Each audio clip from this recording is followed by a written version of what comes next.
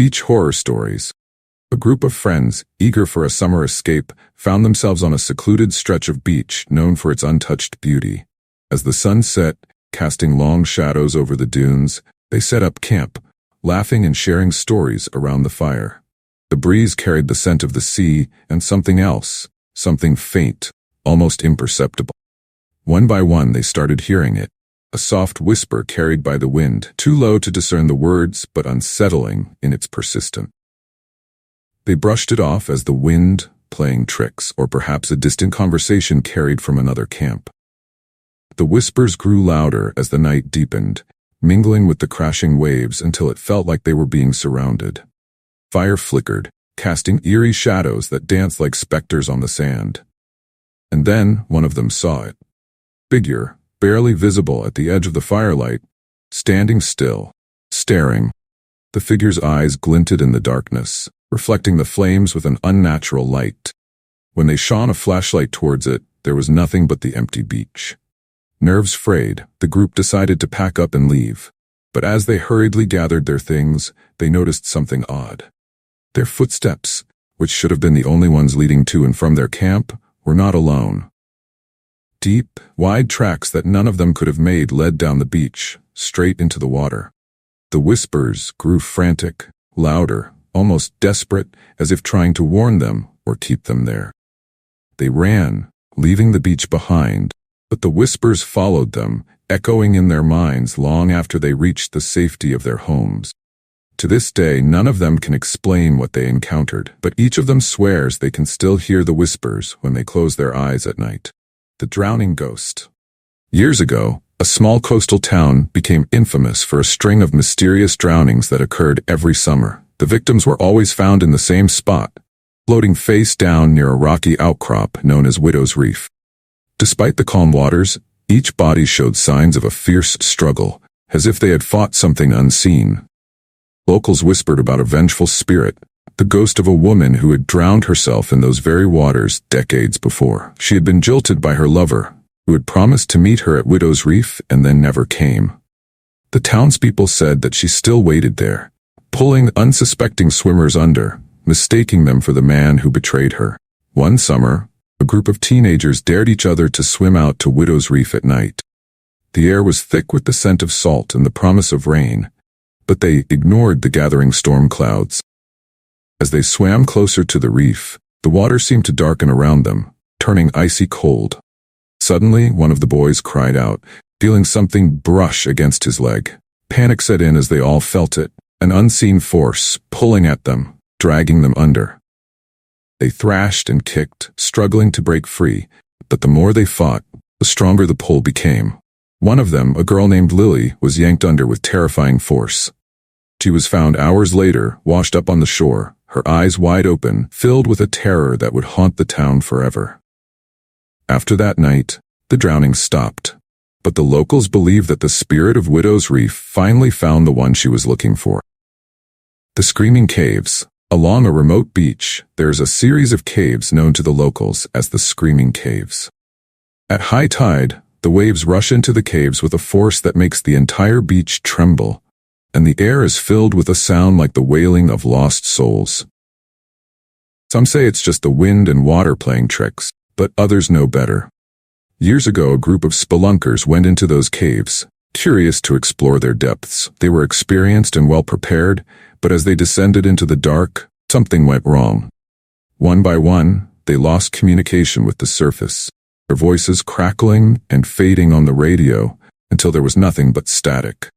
When rescue teams finally arrived, they found the group deep inside, huddled together in a small chamber, their faces frozen in expressions of sheer terror. There were no signs of injury or struggle, no evidence of what had frightened them to death. But the rescuers reported hearing something, an eerie, echoing wail that seemed to come from the very walls of the cave. The Screaming Caves remain a place of mystery and fear. Locals warn visitors not to go near them, especially when the tide is high. Some say that if you listen closely, you can still hear the voices of those who were lost, trapped forever, in the cold, dark stone. The Shadow by the Lighthouse. On a foggy stretch of coast, there stands an old, abandoned lighthouse. paint peeling and windows broken. It hasn't been in operation for years, but locals say that on certain nights, a light still flickers from its tower, cutting through the mist like a ghostly beacon. A few years back, a group of paranormal investigators decided to spend the night in the lighthouse, hoping to capture evidence of the strange phenomena that had been reported there. They set up their cameras and recording equipment, eager to catch a glimpse of the unexplained. As midnight approached, the fog rolled in thick and heavy, blanketing the area in a shroud of gray. The temperature dropped sharply, and the investigators started to hear footsteps echoing up the spiral staircase, even though they were all accounted for in the main room. One of the team members, a man named Eric, decided to go up to the tower to check it out. Climbed the creaking stairs, the sound of his footsteps swallowed by the thick silence. When he reached the top, he saw it, a shadowy figure standing by the window, its back to him, staring out at the sea. Eric called out, thinking it was one of his team. Figure didn't move. When he stepped closer, the air turned frigid, and the shadow slowly turned towards him. There was no face, just darkness where a face should be. Eric stumbled back, terrified, and the figure seemed to dissolve into the fog. When he returned to the others, they found that the cameras and equipment had all malfunctioned, recording nothing but static. The group left the lighthouse at dawn, shaken and empty-handed. To this day, the lighthouse remains abandoned. Sometimes, on foggy nights, the light still flickers, and the shadowy figure can be seen standing in the tower, waiting for something or someone that will never come. The Sea Witch's Curse. In a small coastal village, there is a legend about a sea witch who once lived in a cave by the shore. She was said to have the power to control the tides, summon storms, and curse those who crossed her. The villagers feared her, and with good reason. One day, a fisherman from the village caught a fish that was bigger and more beautiful than any he had ever seen. He was about to take it home when the sea witch appeared, demanding he release the fish, claiming it as hers. The fisherman, driven by greed, refused and took the fish back to his village. That night, a terrible storm struck, the likes of which the village had never seen. The wind howled, the sea roared, and the fisherman's house was struck by lightning, burning to the ground. The villagers knew it was the sea witch's doing, but they were too afraid to confront her. In the years that followed, strange things began to happen. Fishermen who ventured too close to the witch's cave would never return. Their boats found smashed on the rocks, their bodies never recovered.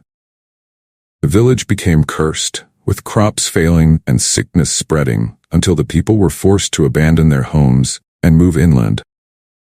The sea witch's cave still stands, but no one dares to go near it. On stormy nights, if you listen closely, you can hear the witch's laughter mingling with the wind and the waves. A chilling reminder of the curse she left behind. The vanishing beachcomber. On a deserted stretch of beach, there was a man who would walk every morning, searching for treasures washed up by the tide. He was known as the beachcomber. Quiet, solitary figure who never spoke to anyone and disappeared as mysteriously as he appeared each day. One morning, a group of tourists spotted him at the far end of the beach, bent over, picking something up from the sand. They watched as he slowly made his way towards the water, not paying attention to the rising tide. As the waves crashed against the shore, the beachcomber seemed to vanish into thin air, leaving no trace behind. Puzzled, the tourists went to the spot where he had been, but there was nothing there. No footprints, no sign that anyone had been there at all. They asked the locals about the man, but no one knew who he was, and some even claimed he was a ghost, doomed to wander the beach forever, searching for something he would never find. The story of the vanishing beachcomber spread, and soon, people from all over came to the beach, hoping to catch a glimpse of the mysterious figure. Some claimed to see him in the early morning mist, while others heard the faint sound of footsteps on the sand, even though no one was there. The beach remains a popular spot for tourists, but those who visit are always wary, keeping an eye out for the beachcomber, wondering if they'll be the next to see him disappear into the waves.